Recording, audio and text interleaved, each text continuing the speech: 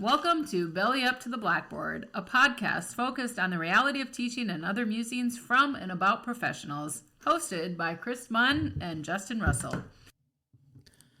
Welcome back, episode 12. It's been a little while. We're on Christmas break right now. I am. Justin's always on break. Break every day. He's actually back in town, so we were able to do this in person, which is nice.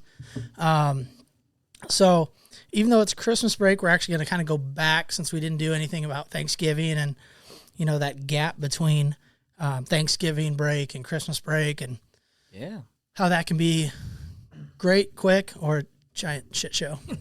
Well, either way, it's always fun to listen. That's right. All right, let's kick it off with what are we drinking here?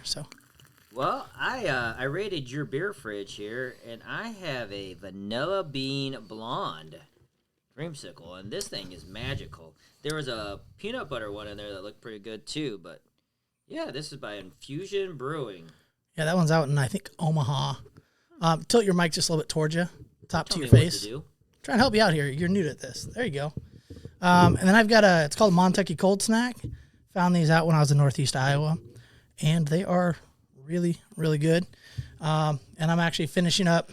We did a fundraiser down at Cove Nutrition in Pleasant Hill earlier today, so I've got my T-bomb. Yeah, that how'd I'm that go? drinking. How'd the fundraiser go? It was good. It was good. So it was great for Melissa to have us at Cove, and we were able to raise some money for track. So It was good. Yeah. So That works out. but yeah, so let's kind of go back and we can retrace our steps from Thanksgiving and then, like I said, up until Christmas break.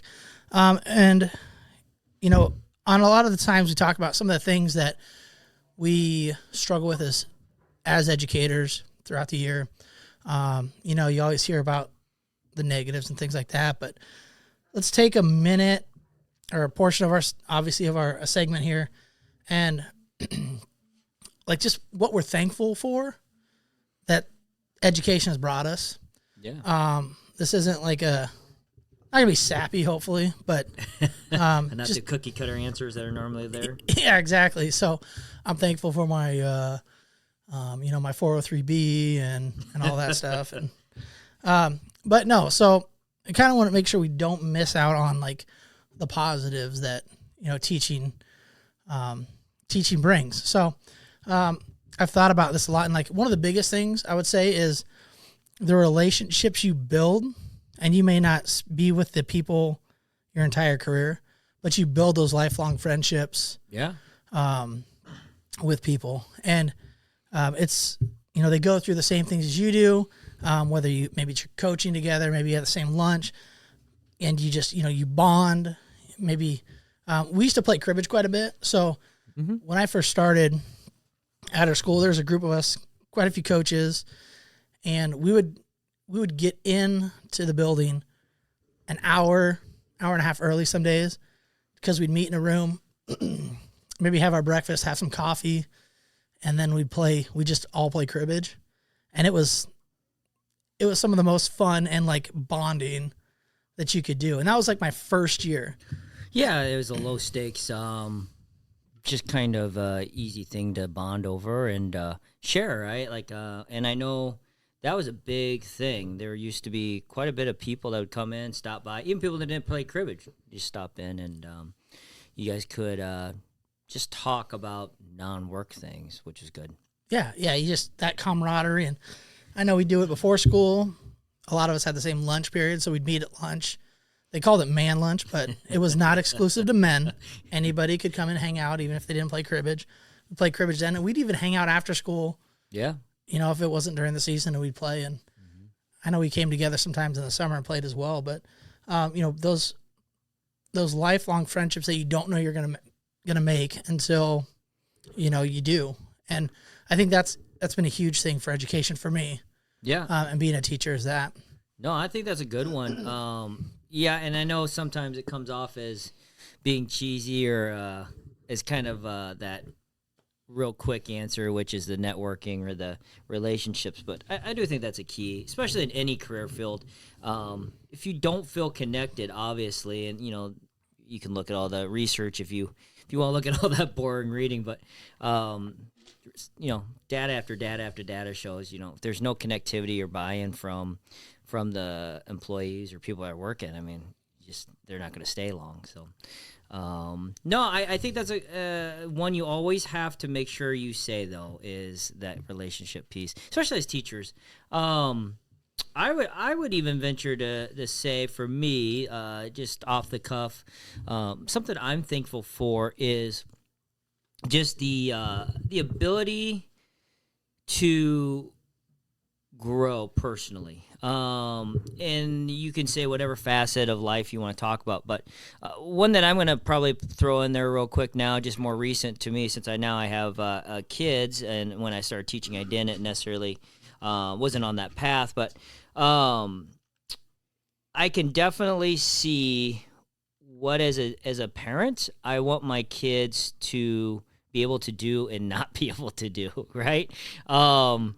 And I think more now than when I started teaching. Gosh, the why of my teaching when I first started teaching, and that's a whole different story, but is completely different than now. And now is how would I want my kid to behave? What is it I want my kid, real world skills I want my kid to have when they graduate high school? And as I think about the students that we worked with and we shared, and the ones you're still working with, I think it's safe to say, Chris, that you probably think the same way. Like, knowing that you've had a lot of different jobs in your lifetime, Yep. and same here, I think I can say with, unequivocally that there are certain skills that are required to be somewhat productive and successful. Yeah.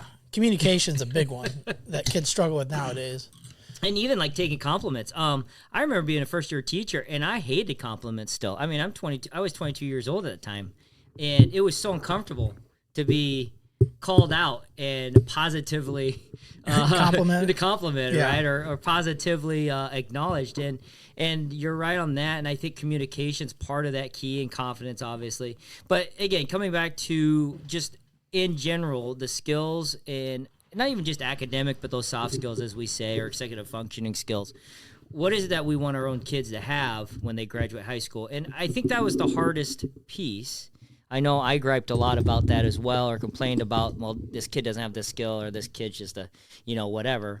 But understanding that their world is different too. But in the same token, our experiences have led us to know that showing up on time is a huge key piece of being successful. Well, and that's crazy, because it doesn't seem like it bothers kids at all. No, and even I keep hearing from employers, like, they're starting to be relaxed. Like, we just got done traveling through Texas, New Mexico, Washington, the state of Washington, the state of Oregon. It is hilarious how many times we heard, and I talked to family members who are younger, in that younger generation. They're like, well, we talked about traffic, right? We said, like, how do you guys get around anywhere? And they're like, oh, but if we're late for work, we just say there was a traffic jam, and our boss is understanding. And I'm thinking, holy crap, like, that's a completely different culture or mindset. Like, I feel like sleeping in today, and then an hour later I show up to work when I'm supposed to, and it's like, Yeah, you can't. there was a traffic jam. Oh, well, that's understood. And okay, whatever. And if that's the case every day that there's a traffic jam, you leave earlier. Yeah, you plan for, Yeah, you plan for, just like, if you're going to be late for school because of snow, like, Yep. it's going to snow. Yep. There's forecasts. You plan. Yep. You plan for those things. Yeah, and then like doctor's appointments, like, Chris, you would agree, if we know our doctor's appointment's at 10 o'clock in the morning, and we know it takes us 20 minutes to get there, we leave maybe 30 minutes early to anticipate, a 10-minute delay or something. Yeah. But we also know that the doctor's office can go, if you're not here within 15 minutes of your appointment, we cancel it, right? And you pay. And you pay. Yes. But that's not the case anymore. I mean, a lot of employers. I know that's one of their largest gripes, is people either showing up on time or just showing up. Yeah. And what I hear a lot is that kids don't show up, and they don't call in. Yeah. They just don't show up. Well, and not then just kids, but young adults now. Yes. Yeah. I would say up until that 25 age group. Yeah. They don't realize that, or like when they quit, they just quit. Yeah, that day of. There's no no 2 weeks notice. Nothing. And I get if it's like a bad situation, and there are times where I guess it could be warranted that I just got to be done. That's the exception. Yeah. The exception, not the rule. But now it seems like it's flipped. That's the rule. It's like, I'm just going to quit. Yep. So I'm either not going to show up Yep. and not tell anybody, Yep. or I might shoot a text message. Or I forgot about those. Oh. And I know I went on a tangent, but like I said, I've been fortunate enough to be in several different school districts and travel enough here in these last 6 months. It really did make me thankful of, I was really thankful of that idea of being able to delineate what I want my kids to know, and then also be able to treat my students like my kids. And I think every single parent that I spoke to about doing that, like when I was frank with them, I said, hey, Mr. Russell was a jerk to me. And I'm like, hey, I talk to you the same way I talk to my own kids. Like, this is how they need to behave in public. And I'm going to call you out. I call my own kid out. And almost every parent was okay with the idea that I was taking these students and having them be skilled in ways that I would do my own kids. Yeah. Yeah. And parents are understanding. And then some kids, after you go through it, they understand that too. Cause I'm the same way. It's like, yeah, I'm hard on you, but I'm not any more hard on you than I am my own kids. No, It's not, I'm treating you bad. It's like, I'm holding you to an expectation absolutely. that maybe some other teachers don't. Yep. Right. Yeah. It's just easier to have you, Or adults. Well, we could just say adults. Like, cause I don't want to bash teachers, but I would just say in general, adults, right? Yeah. Yeah. Yep. No, and it's that, and I do the same thing. It's like, I have an expectation for my kids. I'm going to treat you like I treat my kids, and you may be older, but you still have an expectation. I'm not going to lower the bar so you get over it. Yeah. You're going to have to raise your standard a little bit. Absolutely. So, and I think students may not get it right at that time, but especially when they get out of high school, a lot of them will start to get that. And I actually had a student send me a message tag me in a post on Facebook. It was something about teachers, like their best teacher, right? And it's not. I'm not like trying to toot my own horn. Oh yeah, like yeah. that. Here, we'll get one out. We need right here, little gold horn. We need a little horn button. Can you get the sound effects so going on as soon as I'm going to toot it, I can push it, so you know that I am tooting. But anyway, so she was a student that went to the school where I'm at currently, and she had to transfer. Yeah. Whatever the reason may be, and she had said, and this is like one of those moments that it's like your golf shot. Like you play golf, you hit shitty shots all day, and then you hit that one great shot. Yeah. That's the things where, like, when kids, you hear these things. But anyway, so it was that she wasn't going to graduate. Yeah. But then she said she could hear my voice in the back of her head telling her to get it done and, push through. And it's one of those things you almost tear up because that's that impact you don't know you make until later.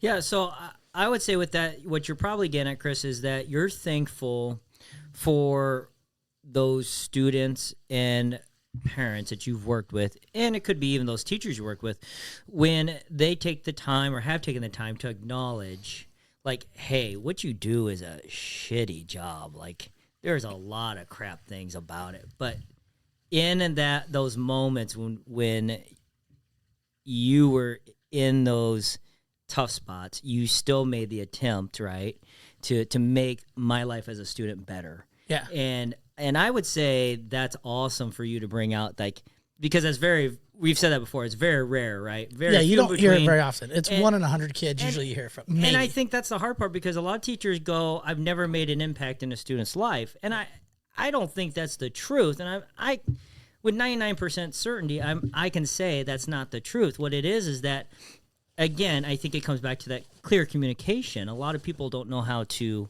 communicate how much somebody has affected their life, right? Without it seeming until cheesy, they get older or they get embarrassed, right? Yeah.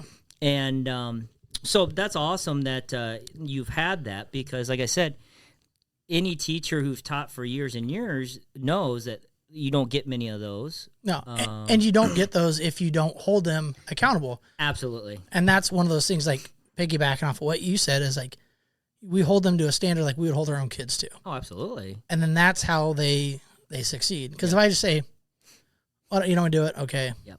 that's fine. Yep. Just don't do it. Just don't bother me. Yeah. You don't get that. Nope. You know. That was an awesome one. I don't know how you follow that one. I'll give one more here. Something I'm thankful for. It really does go back to that personal growth. So, I've been thankful for the ability to really be able to become better at that communicative piece. We grew up in the generation that there was no explanation needed, right, for when a prompt was given. Yeah. Like, hey, don't touch that. Hey, get off that chair. Hey, don't push somebody. And it was never followed up with, hey, the reason you don't touch that is because you're going to burn the crap out of your hand right now. Like, just don't touch that, right? And I would say over the years, I'm really thankful for the idea. And I've had some great mentors, and I've had some, mentors who I learned to do the opposite of what they said. But in the same token, students that I have worked with and parents have really taught me how to be a better communicator. I used to think when you communicated too much, it looked like you were making excuses. Yeah. Right. Well, why did you do this? Why did you attempt that? Why did you say that? Well, let me explain, but it's going to sound like, I'm It's almost, you feel like you're rambling a little bit, or like I'm guilty of what you're saying, but let me, it's not about guilt. It really is just about communicating. The reason I had your student do the extended practice is not because they were in trouble or I was being a jerk. It's because they need to show that they are proficient at this skill, which means yada, yada, yada. Yeah. When I was able to start doing those types of things, there was almost this cataclysmic result that was I didn't have to explain more after that. Like, it literally was a sentence or two, and the parents were like, yeah, he's on it. He's trustworthy. Yeah. There was a reason, a good one. And, even those times that I can think of in the recent times where parent phone calls, tough ones, a lot of times, again, it was miscommunication on my part, right? Like, I might have said something, or I might explain something, or I didn't explain something. And after I did that communication clearly, it came out so much better, right? Yeah. And we had that earlier this year, actually, with a student. There's miscommunication. It was like the game of telephone. Teacher to student, student to parent. Uh-huh. Parents upset, contacts teacher. And it was all miscommunication. They came in for an IEP meeting, and we talked about it. I explained it. Parents fine. It was just that there was that that disconnect, or maybe like you're explaining it the way you understand it.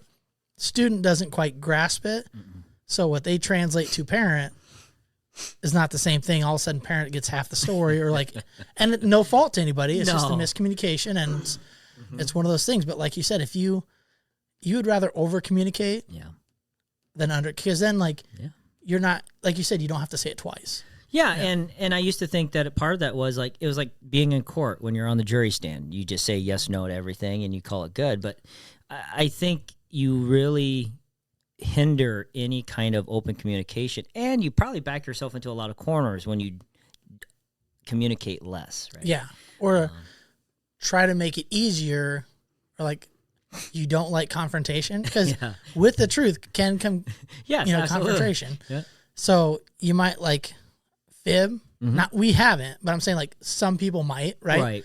But the saying if you don't lie, you never have to remember something. No, you never have to remember what you lie. So it's easier because then usually the parents understand okay, that makes sense. Yeah. And it's communication. I think that's a great thing you're talking about. So on this topic, something humorous that just came to mind is what is one of those weird tics or skills or things you picked up over the years as teaching now that you're maybe not as thankful for? Oh, it's a good question. I can go first while you're thinking. If you got something, go ahead. So I don't know if everybody knows, but in teaching, you sometimes literally have maybe 10 minutes to eat your lunch, right? Like your lunch period is as long as the students, about half an hour. But by the time you get students out the door, you have those after class discussions, you either make that phone call or you get your lunch from the teacher's lounge that takes you 10 minutes, right? Oh, yeah. You only have about 10 minutes. So my weird thing that I picked up or skill that I'm not so thankful for is the ability to down an entire meal in like 10 minutes, or walking, or having a phone conversation with a parent as I'm like drinking my drink for the day and then eating at the same time. Like, it is not pretty. I think I've lost all skills in etiquette when I'm around people. Like, don't take me to a fancy restaurant because I'll be that embarrassing weird guy just shoveling food, you know? It's like you're covering it like you're in prison and trying to eat it. Like, I gotta lick everything to make sure the kids aren't stealing it later, and then, you know, like, sometimes you do give your lunch up to a student because you know they don't have money in their lunch account, or they didn't get enough, and so it's one of those things where, like, you can scrounge too. Like, I remember days where I just ate pistachios for lunch, you know, because that's all we had. Like, oh man, I'm trying to think a tick that. If you know one that you see of, I'm trying to remember. Man. Well, at least you're not one of those teachers who, you know, every time you write on the board, like, your shirt comes up and then, you know, like, your pants sagging a little bit. What I did notice, and a kid mentioned this last year, was that when I write on the board, I don't know why, but I have my pinky out on the board. It's like spacing. And I always, like, as I do it, you're a fancy I'm writer. a fancy writer because it's not writing it. I don't know. It feels weird writing it normally because so I always have my pinky out, like, on the board as I'm writing. It's probably you've learned that if you drag your palm, but you're right-handed. But I'm not dragging my palm. Yeah, but that's Oh, maybe you're why saying you to put erase. maybe that's why you put your pinky out, is so you're I not don't know if it's like the spacing from the board or the steady my hand. You're just a fancy, right? I don't know. You know, it's like you're half coffee, half cappuccino. I think you're just fancy. You know, I'm not a black coffee guy. I can't. Unless it's cold brew. I'll drink. Well, they put cream on the top. They Never do mind. put cream on. Oh, no, I just thought that'd be funny. Because, you know, like we said, you learn so many different skills. I mean, they're just autonomous now. But, night is. But you think about some of those funny things, like I remember people, and a lot of you younger teachers probably won't remember these, but those overhead projectors with the dry erase markers, and you know, you'd always see teachers with that dry erase all over their sleeve and their arm, and I always hated those because they were like backwards and like. Oh, yes. So when you're trying to like look at the screen, or the board, and you're trying to move like a laminated sheet or an overhead sheet, and you're like, you got to do the opposite. And, oh gosh, that always threw me off. Yep. No, that's just fun. I'd be interested if you're listening and you want to share like one of those funny things that you've, you know, picked up that you don't even notice you're doing anymore. Share it with us, because it's always funny. It's always good to share a laugh, to find the humor in what we do, because there, like we said, there are a lot of tough days. But it's not necessarily finding the why or finding who the bus driver is or whatever those are. But I'm going to make you self-conscious here, because you've done what I used to catch myself, and I tried to stop it, is filling a sentence while I'm speaking with kids and using Yeah. So there was a time, and I'm probably doing it now and I just can't catch it. I used to like really catch it, especially when I was younger. Oh. I would try not to use, I'd try to pause, because it's not quote unquote professional if you're using and things like that, just because it's a space filler. I am more self-conscious not with students as I am when I'm giving a presentation, or when I used to do teacher evaluations, and post-conference and pre-conference, things like that. Like, you know, people are silently, because I'm silently judging too. I mean, let's be honest. Everybody judges everybody. It happens. And you know, even with interviews, and so like you think, like you said, filler words. So it'd be like the so, the right, the correct, the those types of things.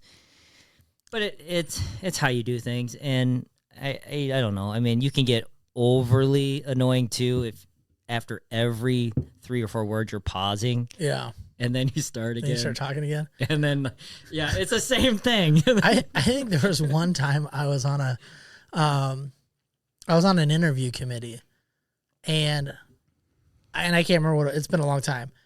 Not a great candidate. And they used a bunch, and I think at one point I started marking and tally marking how many times they used or yeah, instead of pausing. Oh, we've all been there. Yeah. Yeah. We've all been there. It happens. Especially in those full district PD days where they spend, $10,000 to have somebody come in. Oh my gosh. And they use every third or fourth word, and you're just like, that just cost the district, $300. That was another $300. Marking the time. Yeah. No Yeah. Before we kind of switch on to that like gap, the one last thing I'll say for thankful is there's I'm tallying these right now. So are you. our kids go to the district that I teach in, so we are on the exact same schedule. Now obviously this doesn't work for everybody, but it is nice that we are on that same schedule. So we have the same days off, unless obviously it's a PD day and kids aren't there. Damn it! Now I'm catching myself.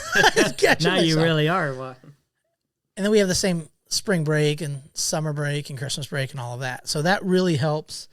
Damn it! I catch myself now. You're not gonna break it now. I'm not now. It's like when people say to skiers don't hit a tree and they hit a tree First thing they do is hit a because tree. that's all they're doing is thinking about it. So you're subconsciously locked in. Now I'm locked into that. So we do it in the summer. We have a great time camping and things like that, and then we're able to make sure we have the same time off. And obviously my wife doesn't because she's in a different profession, but the kids and I are able to have that scheduled time. We know we're going to be together, which is great. So yeah, it's the added bonus of not just the weekend, correct? Yeah, absolutely. Yeah. So then from there, we talk about Thanksgiving and what we're thankful for. Then as teachers, what's your favorite Thanksgiving food? Ooh. So we actually do rigatoni at my grandma's house. Oh, yeah. When we have it. Yeah. So that would probably be it's non-traditional, obviously, but that is my favorite. We actually did it at my in-laws. They bought a beef tenderloin roast, and we did that. So that was really good. Wait, they didn't overcook it, right? They didn't do it well done, and did it. and put ketchup on it. Oh, brutal! No, it was good. They did a good job. That's awesome. And you guys have different meals, right, for Thanksgiving and Christmas, or are they pretty similar? No, it's the same. No, I'm sorry, it's different. So when we go to my grandparents, she'll do. Caught myself. She'll do tortellini soup. Oh, yeah. Which is homemade chicken broth, homemade tortellini. Homemade. Oh my goodness, it's so good. And then I can't remember what we do for my in-laws. Yeah, nothing's better than grandma's love and cooking. Right? Oh my goodness, chicken dumpling soup. They definitely have the time and they take it. So. It's amazing. What about you? Oh my gosh. So my favorite used to be on Thanksgiving. Before my uncle passed away, he would deep fat fry a turkey. And dude, that was amazing. My uncle was a good cook. And let's see here, Christmas. Generally, it's the prime rib we do. So we do a rib. So it goes clear back to when I used to work in the meat department. We'd get discounts on food. Yep. So I'd always get a rib roast for a pretty good price. Nice. Yeah. So we used to start doing that, and then obviously I haven't done that for 12 years. Holy crap! Has it been that long? I don't know. Oh gosh, we're getting old, man. Yeah, with every year we get older. Jeez Louise. No, it's sorry, I didn't mean to go off on a thing, but that's what we do here. It's a lot of food on Thanksgiving, so you gotta pick something out that's. Yeah, turkey's good as long as it's not dry. Yeah, I'm not a huge ham guy though. The older I get, I'm the same way. The older I get, I'm the same way. Yeah. Maybe a little corn casserole. Big corn. Yeah. Cavatelli, though, would be amazing, man. Oh, it always is. Did your mom have that at her restaurant? Probably. Yeah, you should go check it out. So then after, we come back from Thanksgiving break, you have that 3.5 week window, which can fly by. Yeah. Or it can be a hellscape. Well, it used to fly by because you could do movies and projects and videos, right? Yeah. So that's like, you never know what you're going to get. And it's... Especially for students. It can fly by that first 2.5 weeks, but you have those students that have not great home lives, so they don't want to be home. So then those behaviors that they already have jack way up. Yeah. And it's like, hang on. Well, it also hurts that, if you believe in those biological things of that time of year, it's getting darker sooner. You have the new school year excitement wearing off now. Yeah. The things are changing, temperature, all that fun stuff. I mean, there's so many other factors out there at that moment. And you come off of Thanksgiving where Uncle Larry and Dad just got into a fist fight in the yard, because they were both hammered. Yep. And so you come back to school, or you didn't have very much to eat over or Thanksgiving, anything, right? Or anything to eat. Or you went and visited that estranged parent who you haven't seen all year, because it's the holiday. So, there's a lot to credit to that time of year and things that can cause students to really have a tough time. I think just as much, though, as students, teachers also have things like that happen. Yep. Obviously the temperature, daylight, whatever, that does affect us as adults. Oh, yeah. If you have students like you, Chris, that are kids that are in school, I mean, gosh, you're dealing with so much. That's when dance starts happening, all the sports ramp up, Yep. all the We just started doing that. clubs, crossover, Basketball. And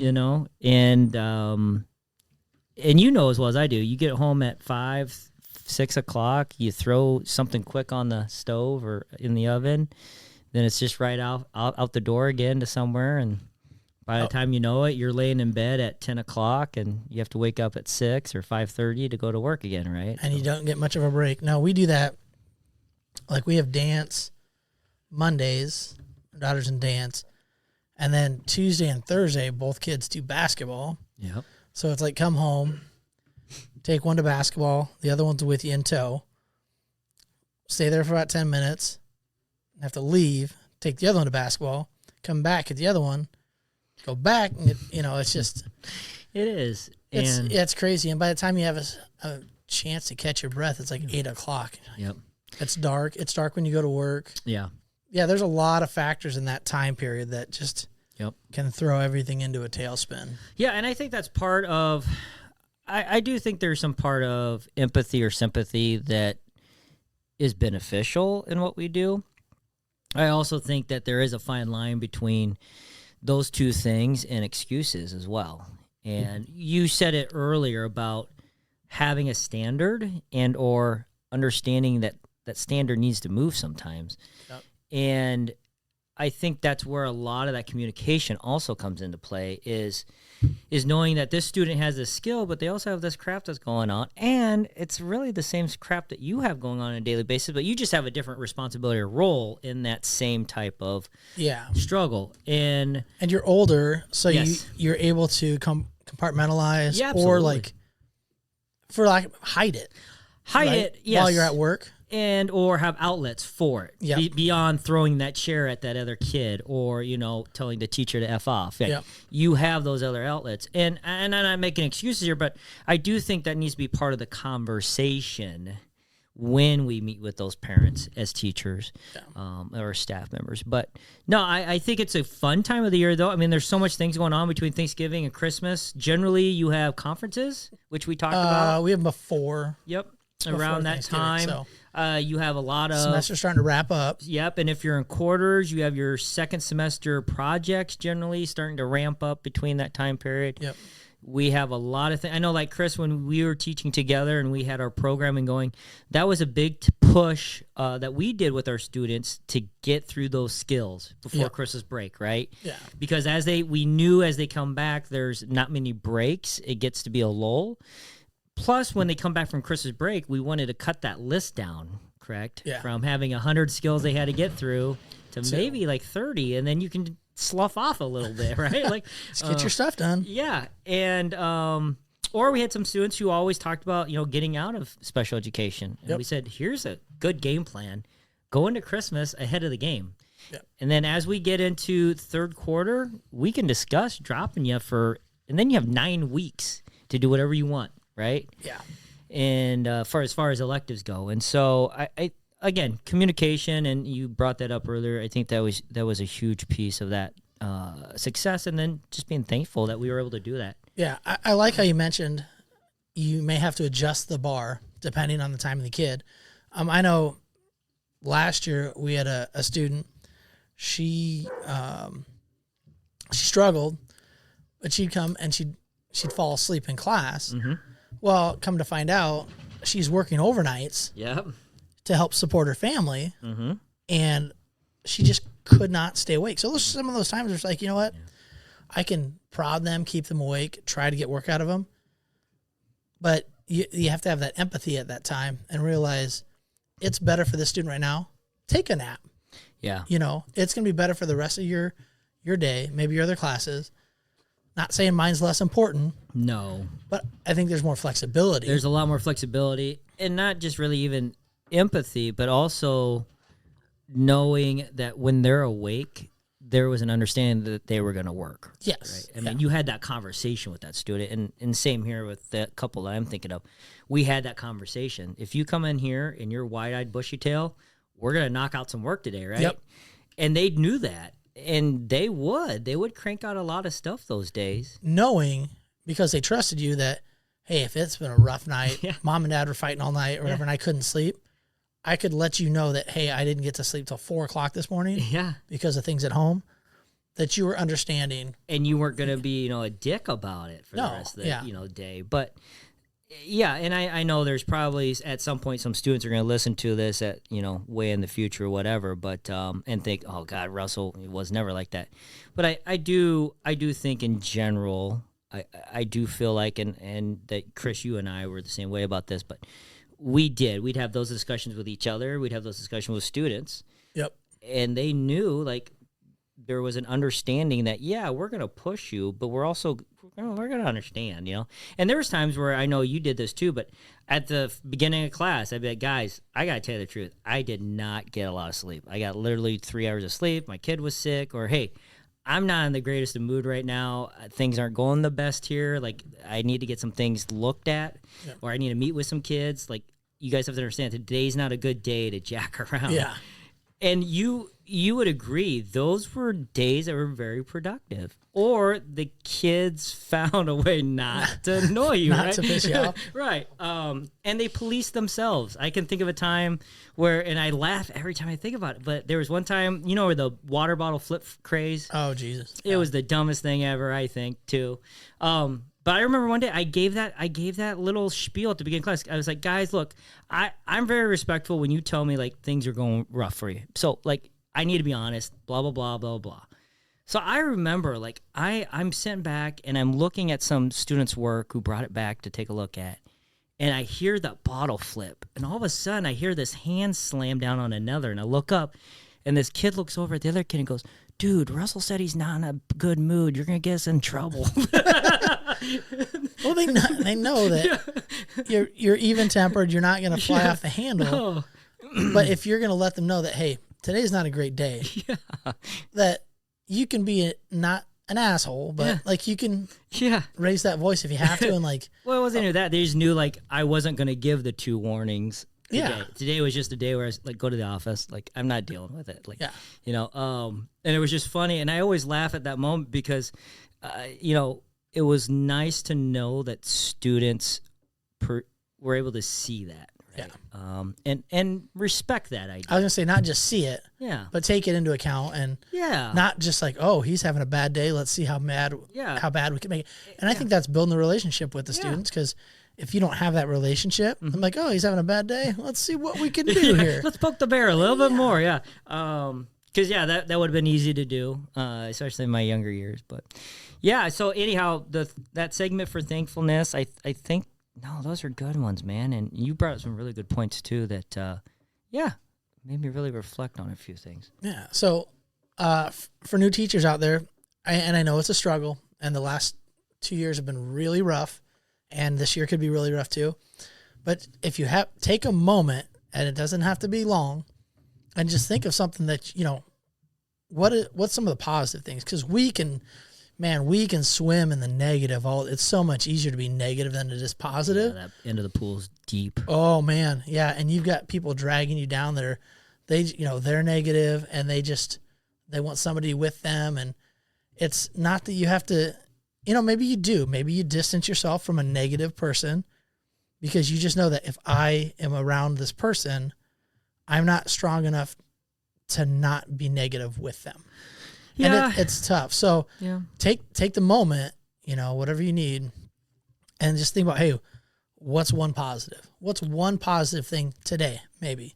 And it has to be real, and it has to be honest. It can't be one of those, well, I didn't get in a car accident coming to work today. Well, yeah, that's real, but how honest is that for you to really How go often does that happen? deep, That, right? That's the positive, is that you didn't do it. And so I think it has to be that. I also think that there's some reflection that has to be done. And we talked about communication, right? Clear communication. I think you have to communicate with yourself very clearly. It might seem weird having that self-talk or conversation in your head, but sometimes you got to sit down and just be like, okay, for the next 5 minutes, I am just going to have a deep and very tough conversation with myself, right? Yeah. Like, and I can honestly say I was there. Like, I've had that conversation multiple times, especially when I was thinking about whether to continue teaching or not. And I think at the end of the day, I know that I kept coming back to that question of, what is my time worth? Yeah. Teachers keep saying we need to be paid more, or the establishment keeps saying, well, pay teachers more and they'll do better, right? Or be happier. And I know, asking myself what my time is worth, but it wasn't even in the dollar sense. It was just like, what is my time worth? Is it worth trading that time with family, right? Is it worth trading my time to have a second job, right? And I think we've brought this up before too, is that as we get older, we become more efficient to where we're not at the school till like 5 or 6 and Or not have to coming be, up on yeah. weekends. Yep. To get the stuff done. And sometimes it's like, you know what? It's good enough for right now. I need to separate myself. I need to go home. Yeah. And planning periods, just because it's your planning period, does not mean that you have to be working that whole 45 minutes. No. There are days where I've had my planning period and it's been a rough day. Yeah. You need to like decompress. Absolutely. Do not be ashamed to do that. No, and especially on those days where you're working through lunch, right? Yeah. Like, I've done that multiple times where we've had working lunches. I'm like, okay, my planning is 4th hour. All right, I'm just going to take 45 minutes. I'm like, I don't care. Yeah. Like, I need it. Like, Yep. Because I have kids that come in because their schedule's different than mine, and they have like a block schedule 3rd hour. Well, 3rd hour I have a class, 3A I have lunch, and then my plan. yeah. But they come in like maybe the middle of my lunch Yeah. or 3rd hour because they have a test. They need read to them, or they need a quiet space. Yeah. I'm good with that. Yeah. Kids want to do well, and not every day, because some days it's like, man, I just want time by myself. Yeah. So then, with the split plan I have, that later one I've got, I work through lunch, work through that, and Yep. then that last plan period is just like, you know what, I just need to take a breath. I like that idea, though, of just on those drives to work, to school, and you're feeling it already, and we've all been there. You're feeling it. Like, if one kid says something, or if that teacher down the hall says one thing to me today, like, I wish a kid would. I know, right? And don't lie to yourself. This is where you're being honest, right? But I think that is a great moment just to say, look, I'm just driving to work, even though I'm not excited about it. Like, but what is the reason? Like, what is that one thing that in my back of my mind I'm thankful for and I'm happy about that's making me make this drive? Because it can't just be so I can pay my bills. That can't be the reason. No. Because again, at some point you will just veer off the bridge. I'll say right? if that's the case, that's when you have to start either looking for new reasons or looking for a new place of employment. Because I like that idea though. That one positive, even during the day. or crank up that hip hop and get going. Push your way through. Even though no kids know what that old school music is. Yeah, no kidding. But anyhow, sorry. We kind of went off on a longer tangent about those things. But no, I do think there is, I think it is a great time, though, between Thanksgiving and Christmas. Yeah, I think you can make it. It's a short time, but I think it can be very productive too. I think it'd be very productive, and especially if you've planned out your expectations Yeah. and the standards that you've wanted students, and I'm not even talking about curriculum standards, I'm just talking about you as a teacher knowing where they should be by the end of this, Christmas break, those standards. Yeah. And if you're a good teacher, like we've always said, you will know how or have an understanding of where each of your students are, or have them grouped enough that like group B is 2 skills behind, and these are the things they need to accomplish. So I think there's a lot of flexibility too, wouldn't you say, for teachers between Thanksgiving and Christmas break on really what they can do as far as curriculum directing. I know there's a lot of standards to get to, but when I say flexibility, I think there can be some understanding, like 2 of those weeks are going to be used to catch kids up. Yeah, absolutely.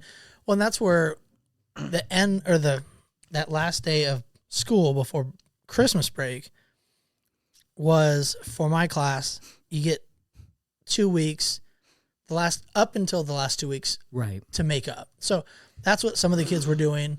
They came in during advisory. Right. We might have taken a class. Class data. Hey, get caught up. This is your chance, because then at the end, it's not.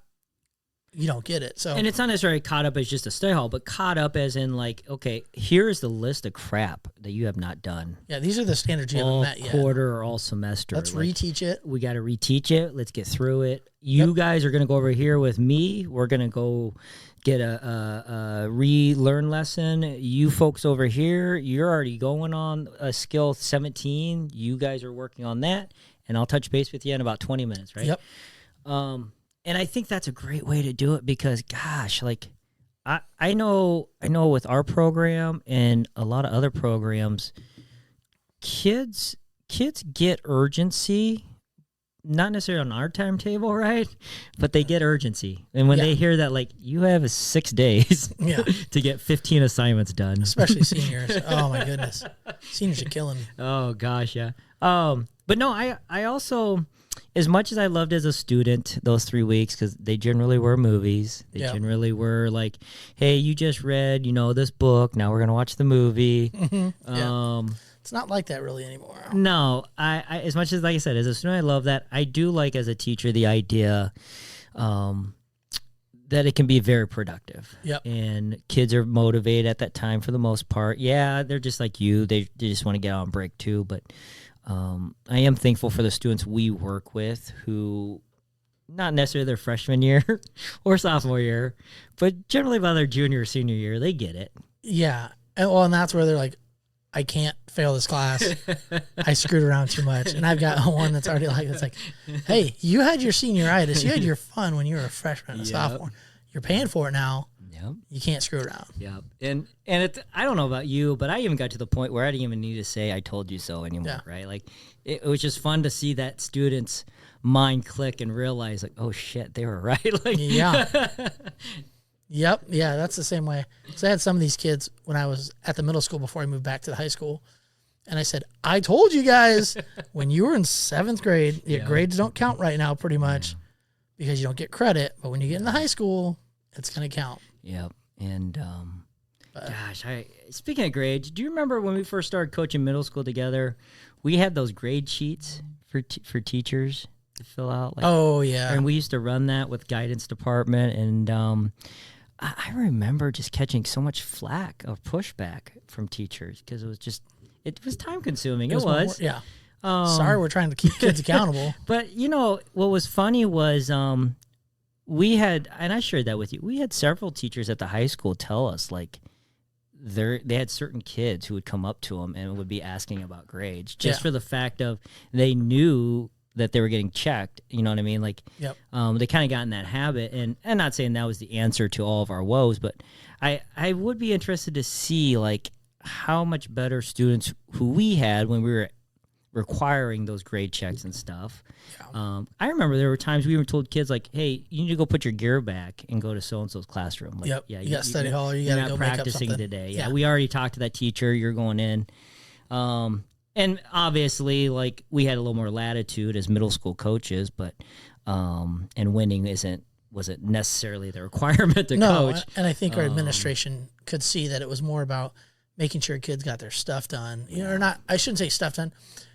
Took care of academics before athletics. Yeah. And but there's days that I miss those little things. You know what I mean? Yeah. Like, and those are the reasons or the whys or why or the thankful things that we did, right? Because you could see they made a difference. Yeah, and that's a good way to end that. Yeah. All right, so the last time, because you weren't on our last episode. Oh no, I wasn't. You had a guest. Who was it? Yeah, I had Weed come in. He was my nice. guest. 'Cause I you were miss gone. him, man. I think he might come back for our next one. Sweet. He might come down here. Yeah, So, let's do it. yeah, I gotta work on this bar so we can have it. You got to get a heater down here for him. Yeah, no He'll kidding. be cold. The last one I think was November 3rd. That was when we had Sunken. Yeah, that was with Sunken. You were on. I was on that one. I don't remember where you were at. Where were you at in November? I was November. I was in Texas. Okay. I was in like northeastern Texas or northwestern Texas, I believe. Yeah. All right. So update us on your travels, because I did have one of our former classmates I saw today, and she said that she had listened to the first few episodes and she was trying to track where you're at. She liked hearing Oh yeah. where you're at, so that's good. So we need to catch people up on where you're at, and maybe next time, since we'll still be on break, you'll still be here. We can talk about where you're going. Yeah. So since North Texas, Northwest. Yeah, so we spent 6 weeks in Texas. We left there essentially the second week of December and then traveled through Louisiana. But Texas, man, was awesome. We did Thanksgiving in Corpus Christi and ate at a Golden Corral. There you go. It was packed. The weather was not the best. So we were there for 14 days. 11 of those days it rained. And the warmest it got was like 64 degrees on the ocean. That sounds. It was better than was here. Oh man, when all you pack is shorts and t-shirts, it's not that's the true. greatest. So anyhow, no, it was good. The people were good. We went to Corpus Christi, Houston, Austin, Dallas. Did all those fun things, and then we just kind of drug the coast or the Gulf line there, and then went to Louisiana. There's a really cool campground, Gator Campgrounds. They have an indoor water park. There's 3 pools. Big campground then? It's only like maybe 100 spots. That's not that big. They built it right next, though, to a golf course down there. Okay. And it's a small town, but very, very nice owner. She was running it, and of course, she was talking about how she was having trouble finding people to work. But the town was maybe 10,000 people, mainly older adults, and a lot of college kids who, of course, went to LSU and those things. I gotcha. But anyway, so we did that. We kind of ran through that. Then we went up through Alabama, Tennessee, and then we kind of stayed in Missouri for a little bit. The idea, though, is when we go back, we're actually going to go back through Nashville and then head back down through Alabama, do the Civil Rights March. Okay. Kind of the whole structure that way. And then head down to Florida. And then we were able to get the kids a really good price to Disney World this year. Oh, that'll be fun. So we're going to spend about 5 weeks in Florida, just do the Panhandle, kind of loop down from the northwest and kind of loop to Orlando, and then loop back up the eastern side, and then travel up through Charleston, the Carolinas, and probably end it somewhere in D.C. for the cherry blossoms. Okay. And then we're heavily looking to move back to Iowa, some different job possibilities and opportunities. So, Yep. Yeah. So Nice. super excited. Things have been going really well. The funny thing is I really saw what I did not learn or pay attention to. I should say pay attention to in my auto shop class. Oh, yeah. Between all the tires that we blew, the mechanical issues, just even general electric things like that. So you've had 3 tires, right? So we actually gone through 4. 4. Okay. Went through 4 tires. We've had to replace. So one time we replaced one of the tires with the spare. Get about 50 miles and realize the tire's low. I go to blow it up and there's a hole in it. Oh, jeez. So we bought the spare brand new. We had it for about 2 months, and Now, was it spare for your truck or the camper? The camper. Okay. And we weren't able to use it at all. Jeez. I took it in. They go, no, it's on the sidewall. It looks like something bumped up or jumped up and got it. Yeah. Whatever. You learn about those things. So, no, a lot of good experiences, though. The kids, I tell you what, my oldest, she's 5. The experience she's had in the last 6 months is unequal to what a lot of kids, and it's not even like privileged stuff, right? Like, Yeah. we lived on a budget. It wasn't like she was eating, cotton candy and ho-hos every day. I mean, Oh, and it's not like you're staying in like, fancy hotels wherever you go. You're the in room your- service is me, going out in the rain with the griddle and cooking dinner for the night. Yep. That's room service. And you talk about the ability as a family to really grow together. I've gotten to know my kids and my wife so much more Yeah. in the last 6 months than I had in 6 years, right? 7 years. And it's really, it's a growing experience for myself. I find myself a lot more patient. Like those things that annoyed me about my family and my wife, and she knows it. Yeah. I don't jump at so much now. So Well, you almost like you have to get along. You're in a enclosed space. yeah, where are you gonna go? Exactly. And you learn to go, get through things and figure it out. So Yeah. it's a perfect time for you guys to do it too at the age of your kids. And Yeah, they're not in school yet, and that's pretty much why we're coming back to Iowa at some point here soon in the next 4 or 5 months. Is Hattie will start getting registered and all that fun stuff. So. yeah. So are you building? We're looking, yeah. So the problem with Iowa is, this as well as I do, land is hard to find, right? Yeah. Without paying through the nose. Yeah. Paying through the nose. So we have some options, but a lot of it just falls down to what God will do for us, and we just have to trust in the process, which is it's gotten us to where we are now, and thank the Lord, no one's been physically injured yet. Yeah. I haven't had any mental illness or anything like that. It's just been mechanical issues, and that there is just money, right? Yeah. And that's stuff you're gonna go through. It's gonna happen. Yeah. Just win. Yep, just win. And we start out pinching every penny and then realize, like, what would we be doing if we had a house? Like, we'd go out to eat, we'd go to this event, we would do that. We're just, and I think it's the quality of life too. Like, and yeah, we told Hattie no quite a few times on things, but at the end of the day, we're like, okay, what really matters in life? Does it matter she goes to the Alamo, or does it matter that she gets this souvenir from the dinosaur park? Well, let's go to the Alamo. I mean, she's going to get a lot more out of that, right? Yeah. At least I did. Yeah. And but just it was awesome to be able to explain to her, like, why do we stand for the Pledge of Allegiance, right? Again, it goes back to what would I want my kid to know when they graduate? Yeah. And yeah, she's 5. Why is it important that we celebrate Veterans Day? Why is that guy crying over there as he's, standing in front of a wall that has a name on it? Well, this is why. Like, so it's those things, and why are those people eating at that restaurant? Why are they doing it that way? Well, there's different cultures and different, She's gonna know so much. Oh, absolutely. Before she gets into school. I mean, she's going to be so far ahead. And of who the game. knows what she retains, but that is me in my mind being, and you do this all the time with your kids. I see it. You explain to them, like, we do this because, or we do this because as a family, that's what we do, right? And I think that's important to know, especially for that generation. And you see it every day. Like, it's just building character and morals. Yep. So awesome. Yeah. Well, I think that's a great way to wrap this up, bud. We're almost at an hour. I think it's good. So that goes quick. It does. Yeah. All right, man. I'm gonna go ahead and get us out of here. All right, man. All right.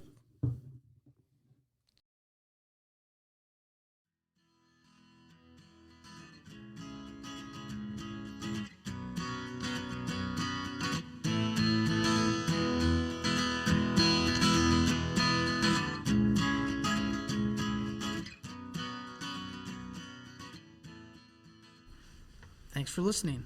We'd love to hear from you with questions or topic ideas. Send us an email at bellyuptotheblackboardpodcast@gmail.com. And don't forget to follow us on Twitter at bellyuppod, on Instagram at bellyuptotheblackboardpodcast, and subscribe to us on your preferred podcast platform.